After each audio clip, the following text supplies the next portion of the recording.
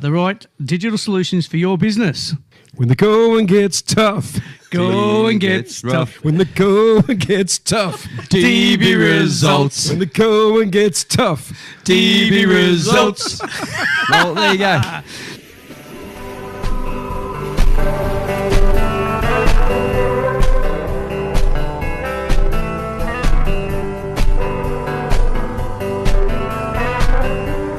I'm Ilana Razbash, and this is Radio Architecture.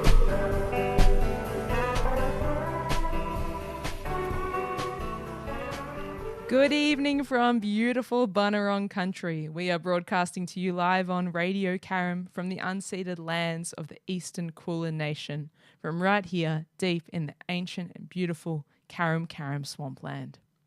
As always, if you'd like to join the conversation, please text us your questions to 0493 213 831. We'd love to have you with us. And if you miss those numbers, hit the contact us button on Instagram at Radio Architecture.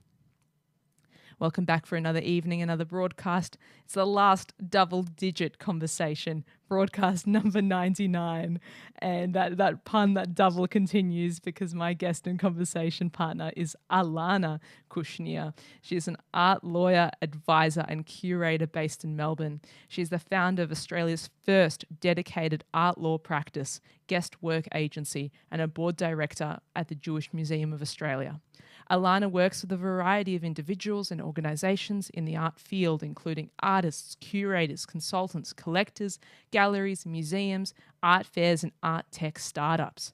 Her legal and advisory work spans a wide spectrum of expertise, including helping clients protect their creative output, negotiate multi-party public art commission projects, provide strategic legacy planning advice, and launch art tech platforms and marketplaces. Ilana has curated exhibitions and public programs in Australia and internationally. Most recently, she curated Chutzpah, Spirit, Recollection, Self at the Jewish Museum of Australia.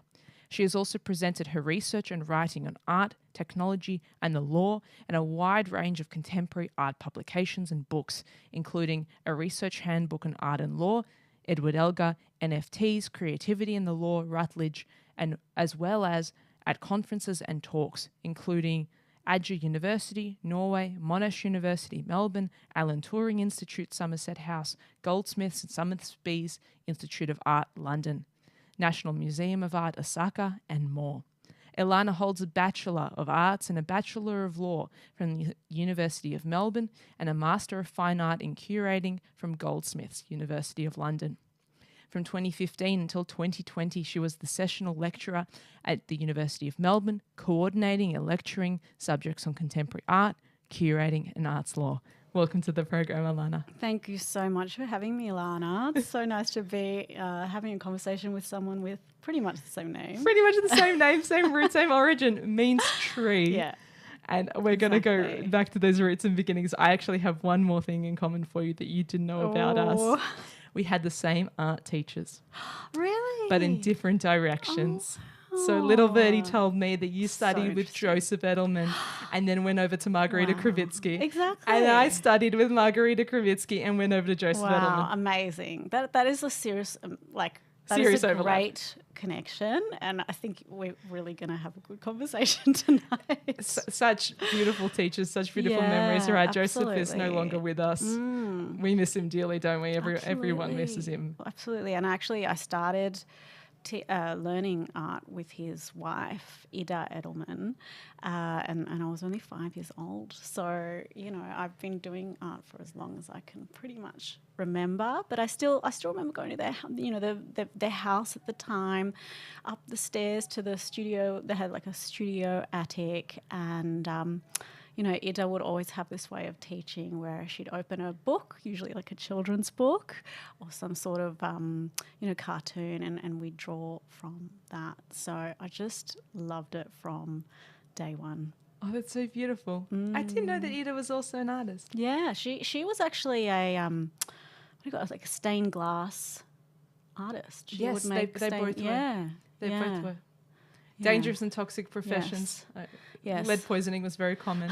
But then eventually I graduated when I was probably, 7, 8, and I went to study with Joseph or Yosef, and that was much more serious. But I was up for the challenge. But yes, and then eventually with Margarita. So I think I was about 12 when I started with Margarita.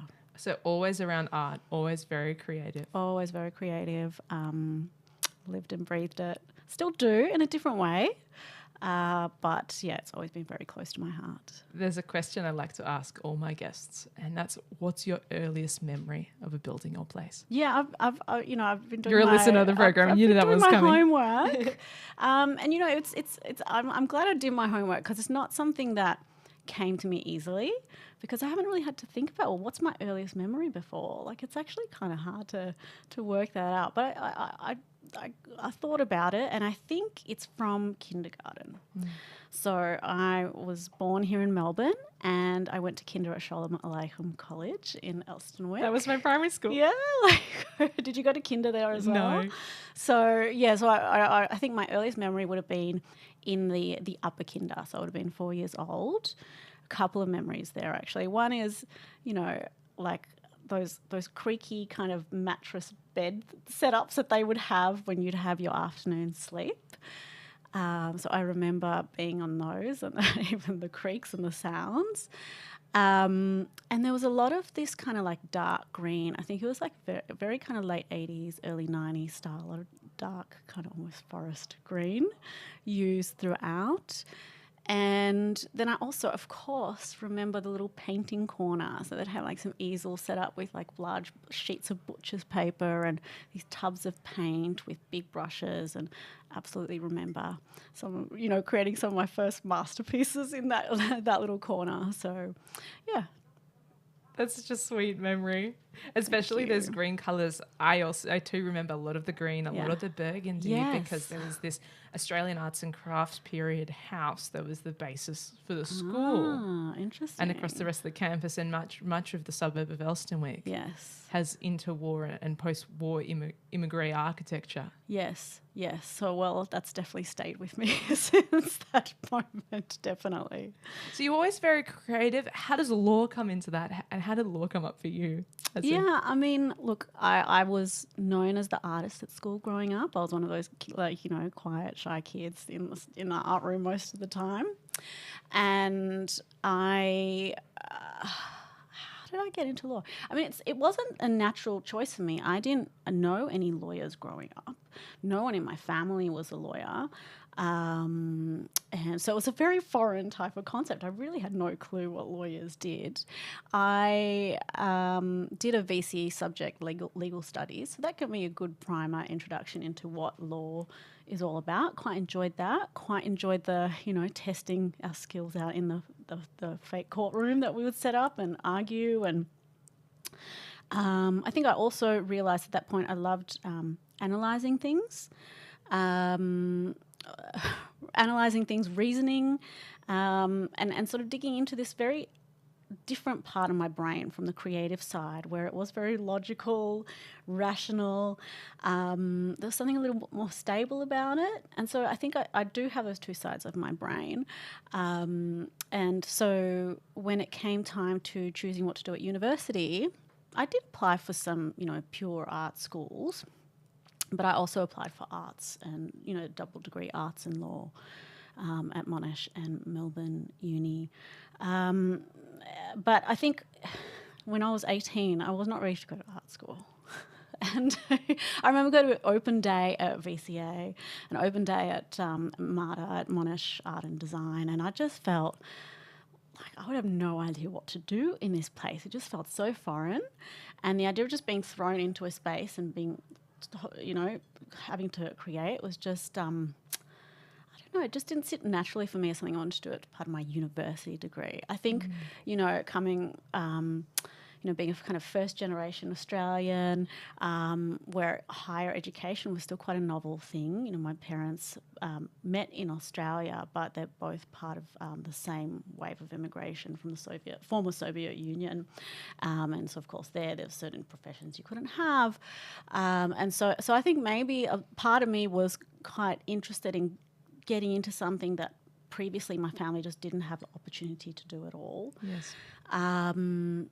Bit Bit of a pressure there to take on a profession. Definitely not a pressure. Like this, the ironic thing is like, I was always a nerd and I always loved, doing my homework and all those kind of things. So I had no problem pushing myself to do that. I've always been very self-driven to the point where, my mum would have to say like, that's enough now. You don't need to be working this hard when I'd be studying for exams. So definitely not pressure from my parents, self-pressure though.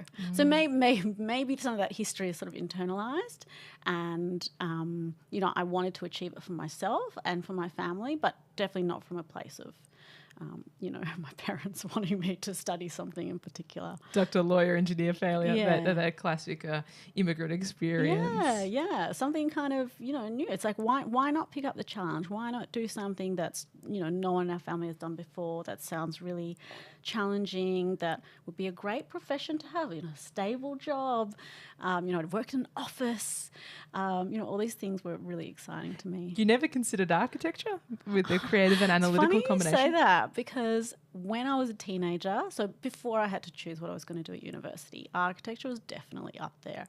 I actually remember we moved, my parents bought a piece of land in 96 in North Caulfield, and we engaged an architect, Rodney. I'm sure you know him, Rodney Eggleston? I don't know. He does a lot of the houses still in Caulfield North.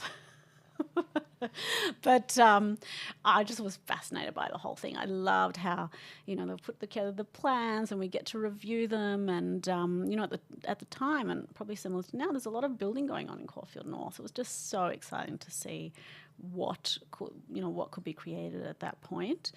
Far more than these days, I think, because of the costs. But that really gave me a taste of what architecture was all about. And I definitely went through a phase of wanting to be an architect. Don't know what really happened to that. It just sort of phased out, though. Moved on. We lost a proto-architect. We lost a potential proto-architect because I can see how the cogs are turning. And that could have really been an option. But you've also carved out this amazing and unique legal practice, and we'll pivot to talk about guest work agency in a little bit, but I'm interested then in the return to curation and bringing art back into your continued higher education. Yeah, so I studied art history and law. I really wanted to do a proper art history degree. Back in those days, 20 years ago at Monash University in Clayton, there was no art history department. I don't think there is now. There was a visual cultures department in Monash Caulfield. But I remember I had to, this is where my early negotiation skills, I had to negotiate my way into the visual cultures subjects at Caulfield, even though I was at Clayton, because I just really wanted to study. I wanted to study all about the history of art, and that was as close as I could get. After my first year of uni, I actually transferred to Melbourne Uni because there they had a more traditional type of art history department as part of their arts faculty. So I stayed with the arts law double degree, but I moved universities and I went down a sort of a more traditional art historical path to start off with. But yes, having studied with Josef and Margaret, I was inspired by the Impressionists and, they took art history very seriously. Absolutely. But, contemporary art was a very foreign thing. I was not taught contemporary art. Especially in a Soviet household, contemporary art was a scandalous topic. No, and I was not interested in contemporary art at all when I started university. So I was doing, Renaissance art and Baroque and not interested in contemporary art at all. How did you throw off those shackles? What was the unleashing aha moment? Because it is an element of setting yourself free. I was really anti-contemporary art, actually. I wouldn't even say I wasn't I was anti-contemporary art. I really thought that it just had really gone wrong at a certain point. I was not interested. Maybe that's also why, now I think about it, maybe why I didn't want to be a professional artist at that point, because I really wasn't into contemporary art at that point. About halfway through my studies, so in about year 3 or 4, I decided to do a study abroad subject called Contemporary Art in New York, and it was led by Charles Green and his partner Lyndall. Brown, and it was a month-long subject where you get to go to New York and you get to visit galleries, studio visits with artists, you go to museums, and you just have the best experts taking you around who know everything and anything about the New York art scene, and that for me was the turning point. Wow. Yeah. Because then it really came to life for me.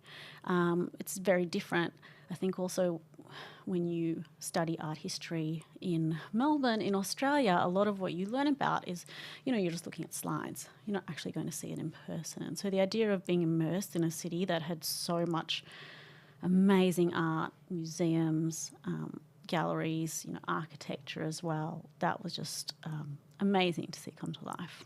How important is it to break out of your comfort zone and challenge your comfort zone? Yeah, well, I would say it's very important, although I don't really like doing it much. So it's, occasionally I do it and I think it's worked out well, such as, when I turned to contemporary art and then I was just, all in.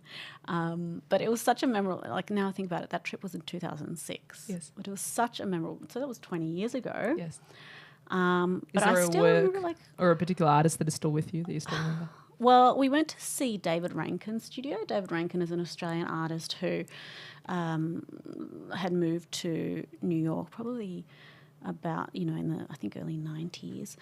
And he had one of those, if you imagine what's an artist studio in New York, like a Soho loft. It was like that ultimate artist studio Soho loft. So that was great. And then, and this wasn't part of the course, but somebody that I became friends with through the course, she happened to know someone who worked in the studio of Jeff Koons. Wow. And so we got to go and visit Jeff Koons' studio. And that was pretty amazing. So for those listeners who are not aware of Jeff Koons, he's your kind of quintessential contemporary artist. He's like the next generation down from Andy Warhol. He's like Andy Warhol's child, that's how I would describe it. And you might have seen his works but not known that they're artwork. So he's kind of known for these very shiny steel, like balloon dog sculptures. There was even a giant puppy made out of flowers that was outside of the MCA in Sydney quite a few years ago. He's very well known, and he does a mixture of these sculptures that look like, some of them even look like balloons, but they're actually made from steel, like very precisely made, and other works, paintings where, again, it looks very realistic, but it's got this pop art style to them as well. So, and that's something that was also, I think, that I learnt from that trip, is being a contemporary artist is you're not really working alone ever. And in Jeff Koons' situation, in the way he operates his practice, he has a whole team of studio assistants who are, it was so interesting to see, but he literally gives them like a little paint by numbers grid, and there's, hundreds and hundreds of paints in front of them, and they have to literally do like a 10 centimetre by 10 centimetre kind of square in a day. That's all they have to do. And it's very precise and meticulous. And yeah, so going to see a studio like that was pretty incredible. You're never working alone. That's a really important point, I think, also for so much creative practice. Definitely echoes the reality of architecture, that Absolutely. There is such a big team. There's so much collaboration. Absolutely. And I think much more recently, when I've been doing more work in the arts technology space, where artists are working with new technologies, they are not working alone. And that's a good thing, because I think a lot of artists are recognizing that they can't do it all, and they might have ideas and ambitions that go beyond their actual physical skills, where they need to bring in the right people to do that. So I think these days there are a lot of artists, contemporary artists, that do mimic the style of an architecture studio in how they operate. Do you think it's also kind of a vector towards pivoting to greater professionalism in art practice? I think so. Like I tell my artist clients, look, you are an artist, but you are also running a business. And like any business, you need to make sure it stays afloat and stays above water, and you need to make sure you have people there that are helping you on the business side of things as well as the creative side of things. So having a studio manager that can run your accounts, that can, do, your emails, help you with applications, help you, liaise with museums and galleries. All of that is really important. So yeah, I would say it's part of the professionalisation of the industry. And inevitably the well-being and the safety of artists, right, and the sustainability of their art. Yes, I think, I would say that having financial stability is really important for an artist's well-being. And I say that with a lot of, I guess... with a lot of love and care. Many years working with artists, and I really think financial stability can't be underestimated in how much it can help you keep going. But of course, even having a financially stable art practice in Australia is so difficult. So difficult. We have a small industry. There aren't as many opportunities as if you go to a more traditional art market centre like London or New York, let's say. The prices of works are much lower here in general than they are when they're sold internationally. Wow. And so I think artists here really need to be entrepreneurial with how they think about their practice and how they think about the business side of how they operate. So when I say that they need to be entrepreneurial, I think they need to think beyond necessarily the studio space as where and how they generate their work and really think of it as part of a large operation. So again, much like an architecture studio. What's the number one piece of advice at the top of your list that you'd give to artists? With my curator hat or with my lawyer hat? Both, one of each. One of each. Because I'm greedy. Okay, with my curator hat, I would say don't forget your audience. I mean, for me as a curator, that's really important. So when I'm curating and I'm working with artists, the audience is a really central part of that. On the lawyer side, my advice, I'm just thinking about what I did today and the kind of work that I did today and what I could potentially draw from the experiences I've had most recently. And that is the art world is such a interesting industry in many ways with very interesting characters. Sometimes it can be very hard to work out if what you're experiencing is not, I should say normal, but an Personal or acceptable way of systemic? operating. Personal or systemic? So, it's important. So from a legal perspective, look, the lawyer would say always get legal advice, but I think that sometimes it is good to get advice from somebody who has either more knowledge than you or experience or, a particular, like a legal skill set who can make you feel more grounded in what can be a very difficult industry to operate in. Yeah, get the right advice early, get the right people around It's you much early. cheaper if you get advice in advance. That's probably the best advice I can give. That is so true. And even back to basics in architecture, professional practice, one of the most fundamental lessons in the first of 4 subjects of professional practice is get an accountant from day zero, get a lawyer from day zero. Absolutely. And I think, see, that's something we can learn from an arts perspective is that kind of thinking. I think architecture, in architecture, perhaps, it's a bit more professionalised and you kind of know that a lawyer can be really useful. And not just when things go wrong, to help to avoid situations where things might go wrong. It's like contracts and agreements. They're Totally. for the rainy day. You hope to never need them, never have to use them, but they exist for that rainy day. Yes. And I always say contracts are, yes, they form a legal role. So what is a contract? It's an agreement that you can enforce in a court of law. But putting... once you move past that, it's also a really useful tool. It's a really useful tool because it forces you and whoever you're working with, not forces, but it gives you an opportunity to make a plan for how you're going to work together And it also gives you an opportunity to think through what could go wrong and what you want to end up with if things go wrong. So it's actually just a really useful exercise to do when you're collaborating as part of your art practice. That's a really interesting way to think about it, and a really even back to basics way of thinking about it. The maybe we all need to take on a few spark notes from. Your legal practice guestwork agency, really innovative. The only arts law consultancy, very natural now in hearing your story. Thank you. Very natural evolution of these passions. Do you remember the moment when you had the idea? Was it something that always slowly bubbled in you, or was it a sudden, this is what I want to do? So after studying law and art history, I always wanted to do both in some way. I really wasn't comfortable just doing one. But of course, being the, very studious, ambitious first generation Australian, Russian Australian, I thought, no, I'm going to apply for, we do clerkships in law.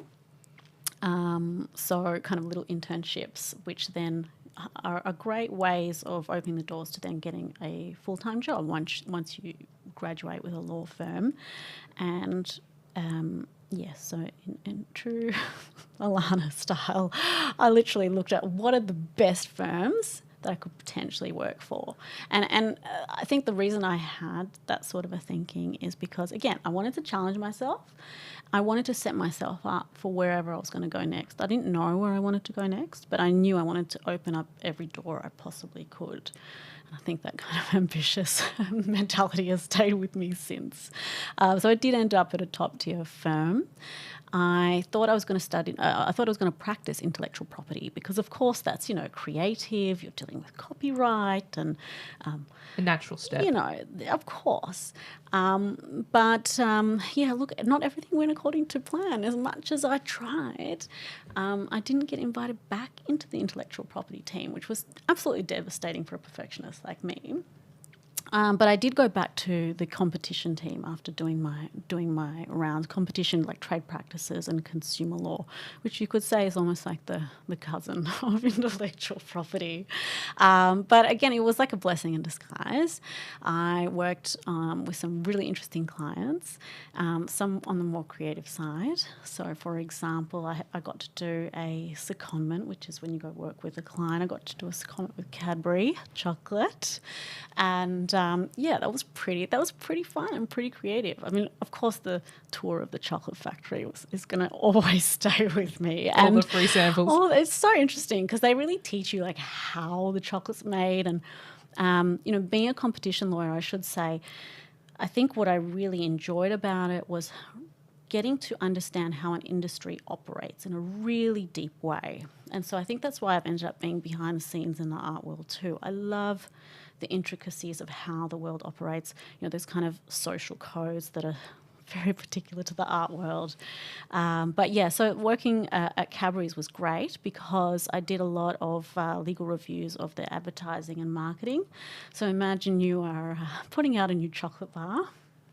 I would be assigned from quite an early stage of the project where they're still testing the flavours, the name, the colours of the packaging, and the types of legal issues we'd be looking out for are copyright issues, so going back into IP, but also consumer law issues like misleading and deceptive conduct. So we have these very broad laws protecting consumers in Australia where essentially when you buy when you go to a shop and buy your chocolate bar, and let's say it's a fruit and nut bar that you're buying. It says that's what you're expecting when you open the packet, right? You're not expecting a honeycomb crunch chocolate bar if it's got fruit and nut on the outside. So having a lawyer assigned during that creative development process was really important because it made sure that we could just keep an eye on things being not an issue from day one. And I think that's kind of going back to what you said about having your contracts from day one when you're an architect is really stayed with me still. It's the earlier, I always say to my clients, the earlier you can involve me on a new project, the better it will be, because the more I can understand about the work that you're creating, who you're working with, how you're going to achieve that, the easier I'll be able to translate that into a contract. I could copy that word for word, except make it architecture. That's exactly it. Yeah. So working with Carrie was fun.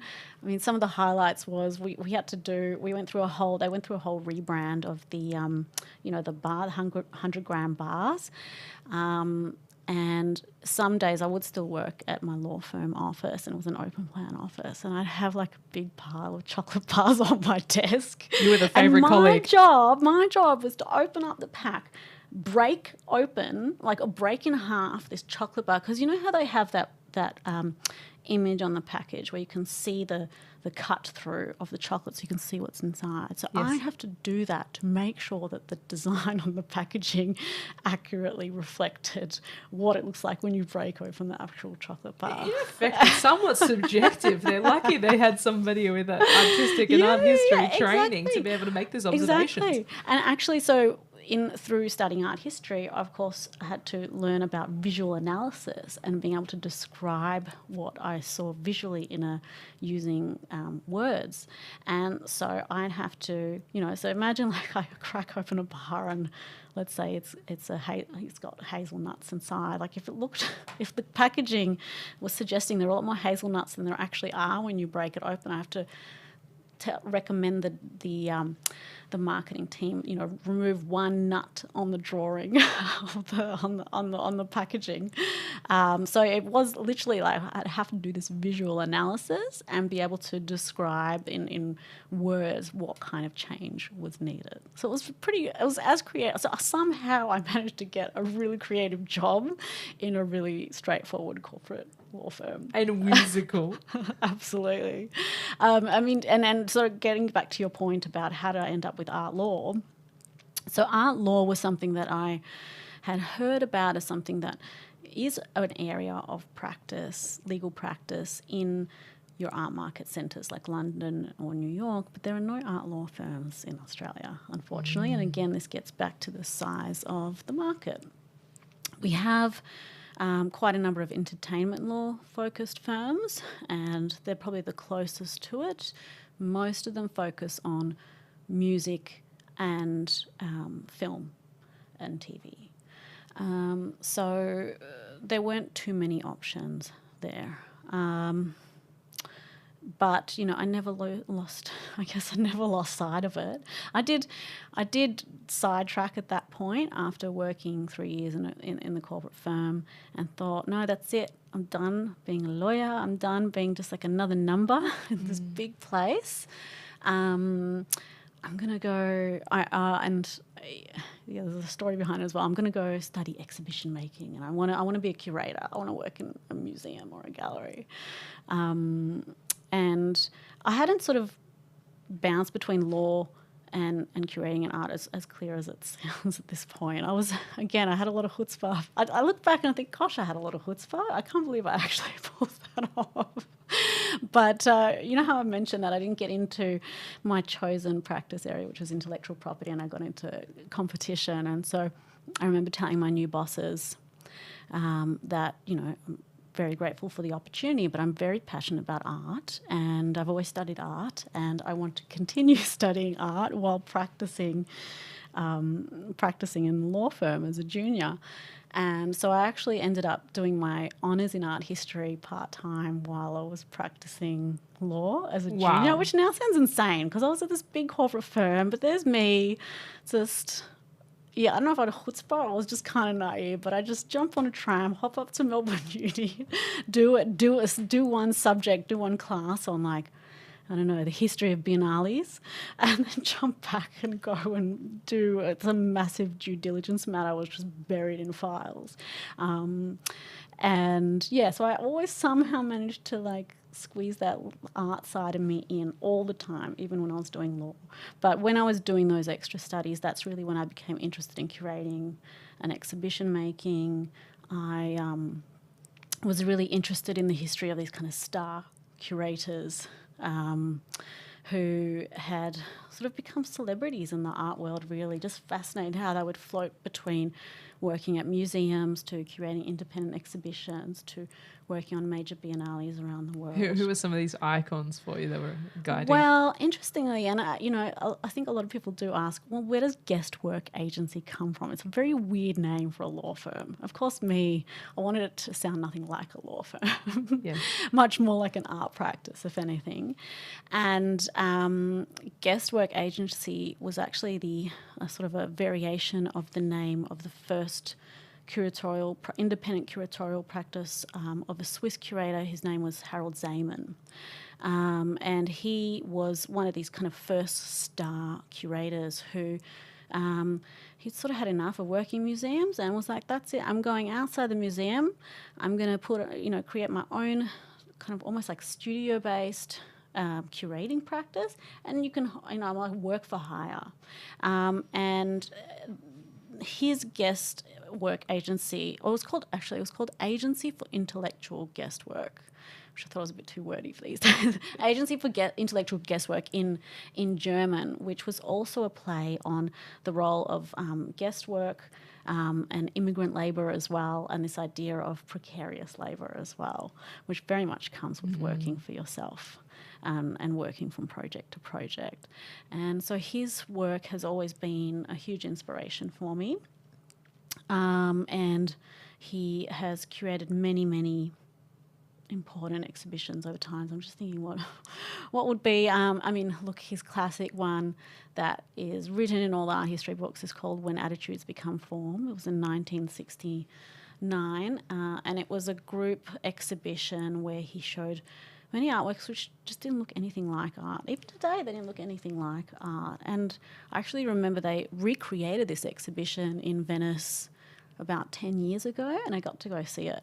And it was just amazing. It was like going back in time. I remember there was one of the artworks was actually a phone that was connected, and it was by an artist called Walter de Maria, and he would call, like the phone would ring and you could pick it up and answer. So these very interactive works, which if you think about it, in 69, so what was that? That's more than half a century ago that Zeman was making these kind of epic exhibitions with these just insane works. I'm really interested in the contrast from where you described your headspace was at earlier in your youth, your teenage years, perhaps when you were much more conservative in your taste, and perhaps teenage you would be horrified by this curator that's your icon, and how can a ringing phone be art? And we can all hear that Sophia's voice in our heads, or at least I certainly can. Yeah, I drank the contemporary art Kool-Aid. Like, anything can be art. On board. I'm much more interested in the conceptual side of art, you could say. Yes. I still think the execution of it is exceptionally important. I think it's really the not just the concept, it is the way it's executed.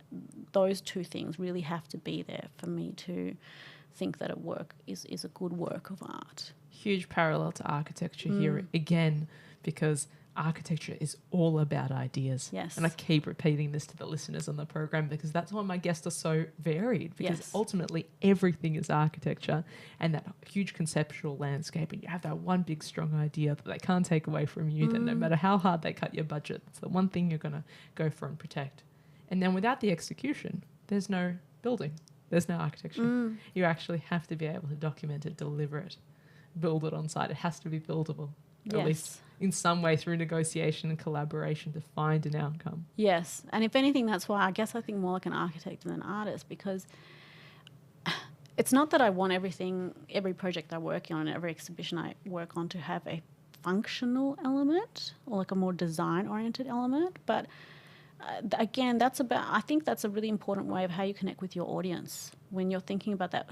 That is a kind of functionality, right? In terms of how an audience interacts with an artwork and whether they actually take something away from the experience. So, how do you feel about this trend that exhibition design, the last, probably 4 or 5, borderline 10 years, has really focused on providing an Instagram background? There's a very clear lineage between social media and Yeah, I guess I'm not super elitist about it. I think it has its place. And I think for people who don't have an art historical background or much knowledge of art at all, it can be a really great way to get them through the door and seeing something or experiencing something they wouldn't otherwise. So I'm not in general kind of averse to those kind of tactics, you could say. I think they have a place. Sometimes they're overdone and it's obvious.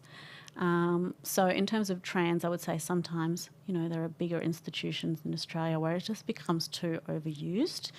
And sometimes I do think, it would be better if they just pared it back because the work doesn't need it. And there has to be a level of reverence to the work, I'd say, as well. Yeah. So actually, speaking of chutzpah, when I was working on what that exhibition would look like, I thought, no, I just want the works to speak for themselves, which is, classic. It's a classic cliche. Curator, kind of like it's forbidden in architecture.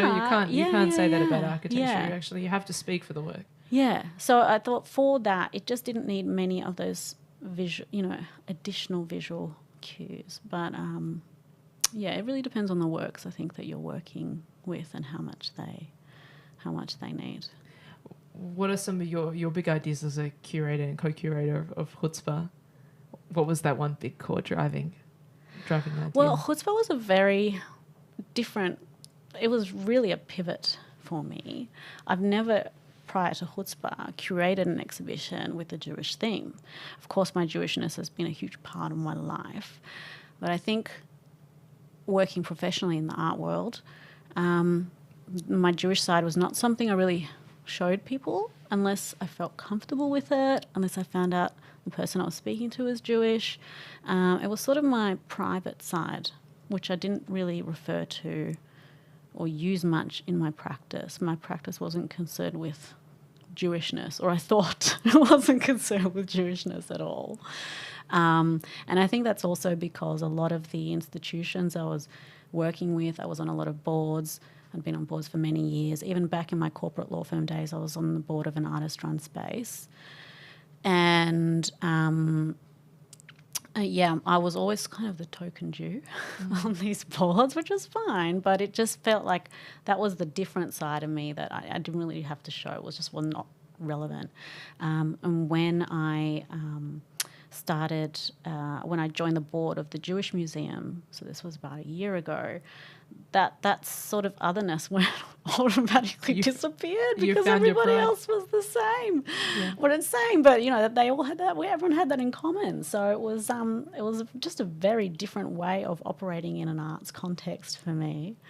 Did that freedom give you a sense of creativity or open something in yourself? Well, I think that did, but also, I think after October 7 and the fallout in the arts community here, I think I naturally started looking at more work by Jewish artists and just, even following on Instagram more, actively looking for Jewish artists, Israeli artists, and I'd never really been interested in that before. It had never really drawn me, but it was like something I was searching for, something where I could find someone else who was grappling with their Jewish side and their creative side. And that's very much at a basic level, the concept around chutzpah, which is how do we bring our Jewish side and our creative side together. And Jewish side, it could not necessarily just if you're Jewish, but how do you engage with Jewish themes as part of your work or Jewish history as part of your art practice. And so that's kind of how chutzpah came about. And it was also, quite a reactive exhibition. I don't think it would be here today if it wasn't for October 7. And the opportunity for the Jewish Museum to think, well, who are we here for and what are we here for and what stories do we need to tell? I think that's always been part of the mandate of the Jewish Museum. But like any Jewish organisation, October 7 and its aftermath really forced the organisation to think about, well, what do we do now and what do we want to say and what do we want to do? So it was a kind of a mixture of, the environment, the politics of the day, the history, what had happened, and also just this yearning that had come about of wanting to bring together two sides of myself. A cultural awakening in so many ways. So many ways, yeah. And More so- out and proud than Than ever. ever. Exactly right. And truly, so many creative practitioners are creating amazing work at the moment because of this pivot that has redirected so many lives. Absolutely. And what amazing art is about to be born and will continue to be born and will emerge. And I think we see that throughout history where people with creative souls feel the need to create and are pushed to take their practices further when they are challenged, when they are traumatized, when they are faced with something they've never thought they'd face before. Even look at the development of modern art and late modern art after World War II. I mean, it's we wouldn't have these breakthroughs that we have in creative practice if it wasn't for what was happening in the world at that time. So, I think there's definitely a silver lining to the challenges that the community has been facing in the last few years. Where do you see the next big creative leap heading? Well, pre-October 7, when the Jewish side was just not a thing for me in my practice, it was very much to do with technology, and it still is.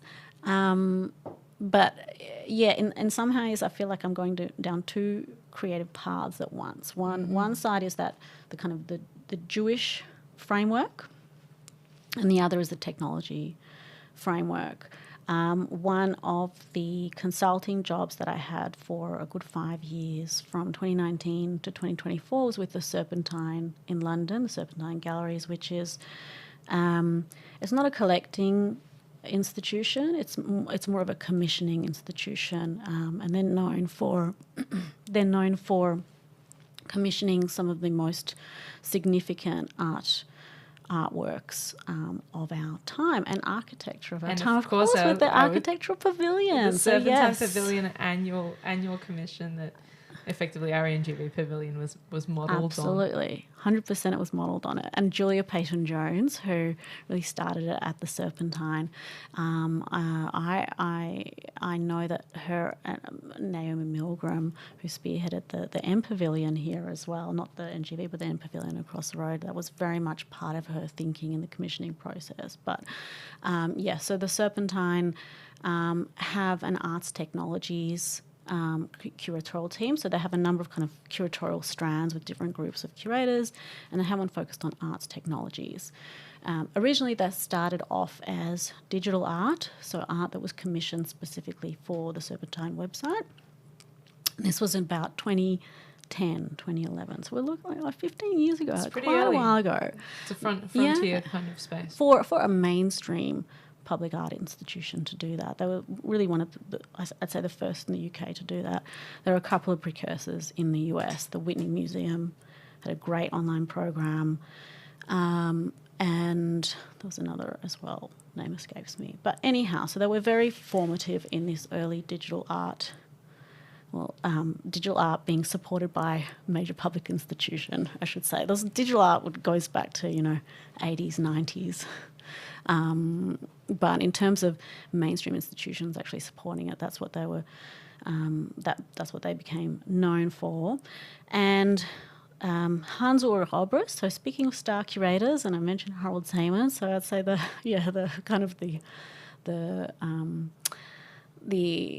natural progression from Harold Seaman you have is Hans-Ulrich Obrist, who is really synonymous with this idea of a star curator today, and he leads the Serpentine. And as part of his curating practice, he was very interested in the idea of labs, R&D research labs, and he really brought the idea of the lab into, again, this public institution, cultural institution context.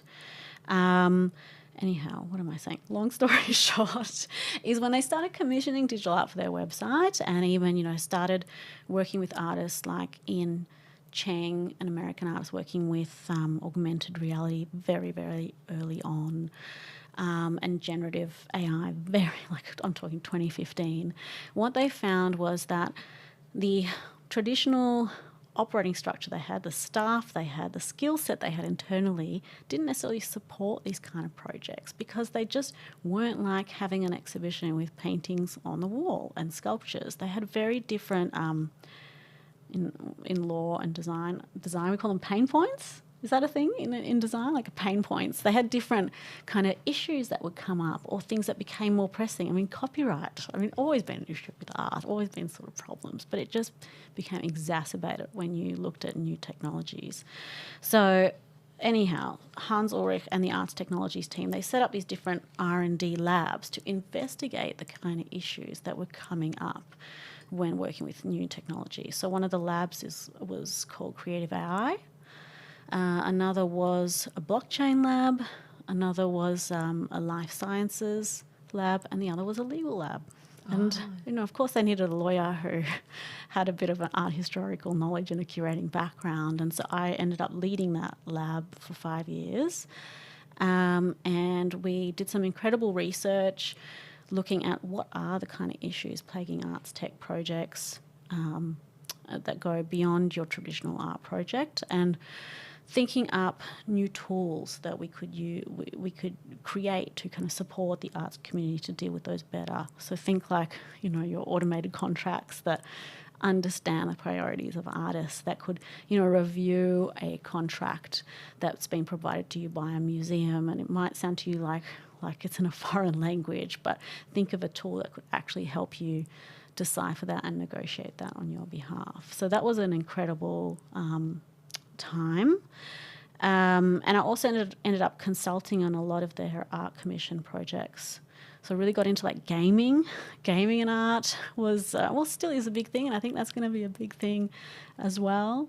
So working with artists who are creating world building, creating their own games. Many architects actually go into this world building space and are game designers. Yeah. And I'm wondering about NFTs. Yes. It's gone a little bit quiet. Do you want to actually explain that acronym for listeners? Yeah, well, it's interesting. I haven't had to do that in a while to explain that acronym, but sure, it's a non-fungible token.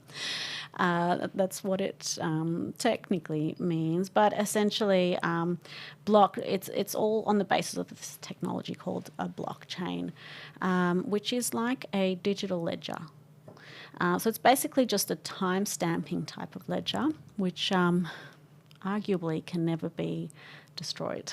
Although that's the kind of utopian idea of a blockchain, that it's just permanent forever, in a way that, having something saved to the cloud is not necessarily going to be permanent forever. But it's like a digital timestamp. That's how I would describe it in its most basic way. But of course, the best artists take these new technologies and they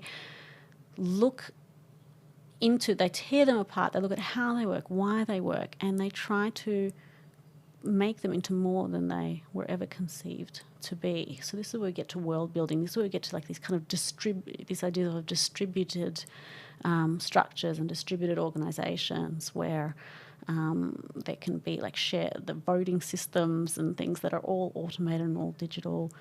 I don't want to overwhelm your listeners with like the boring side of it, but it's basically a digital timestamp. Yeah, but I was fortunate enough. Yeah, I'm old enough to kind of ride the wave. So even when I think blockchain really became more of a known thing in 2017, 2018 in Australia, and even at that time I was advising organisations that were building blockchains specifically for recording art purchasing and art provenance as well. So I've been fortunate enough to see it rise and die enough times to know that at the end of the day it's not going away. It's still a really useful kind of technology, but the hype is gone. But that's also when I think a lot of creative people get really creative, when the hype and the attention, the focus on the kind of potential financial benefit of it, that's already gone. It's almost a relief to hear, of course. I'm sure many listeners may echo the same sentiment, that when these weird digital images were going for a lot of money, very expensive cryptocurrency, it was very hard to engage. It was very hard to perceive and understand it.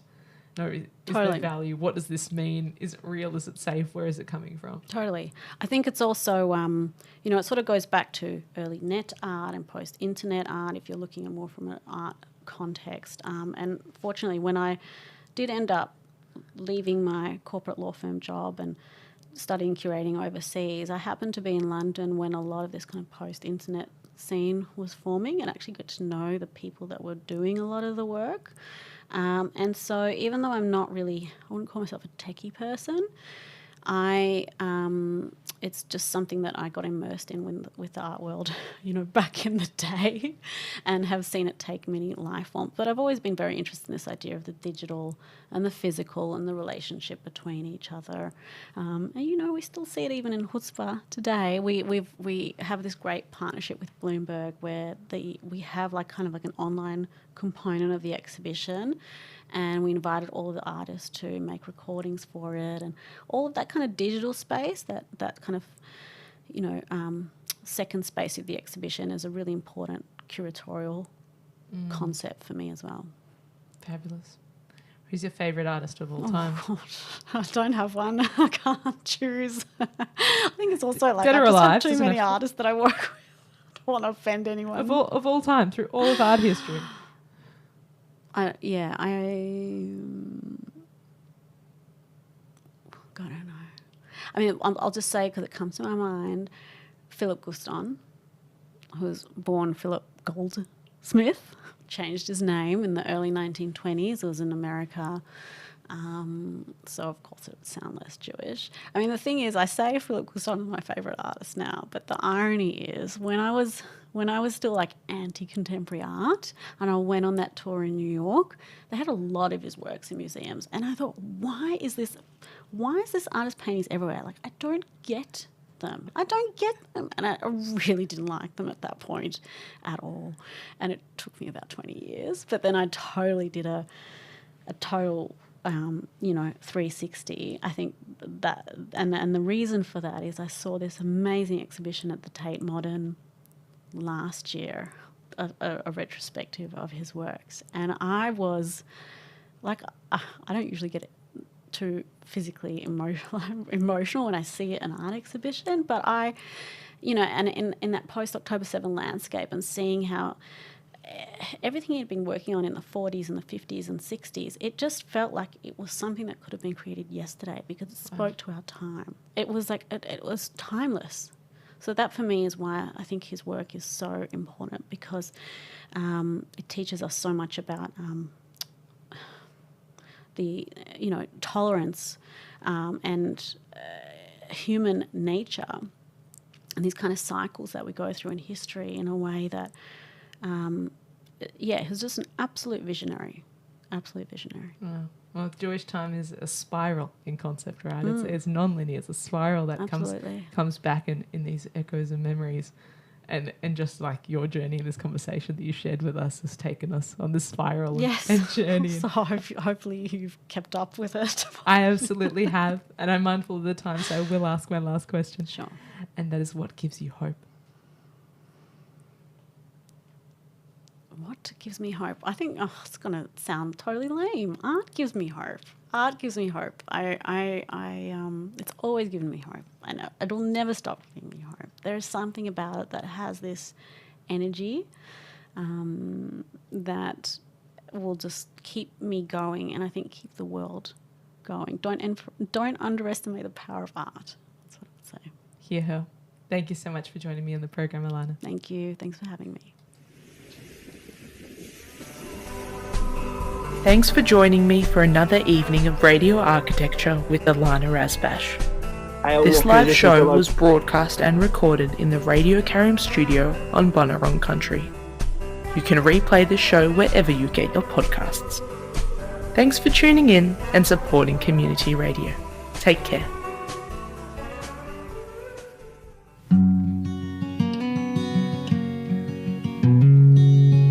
Hey, this is Chris Mitzi and you're listening to Radio Karim. Thanks for tuning in.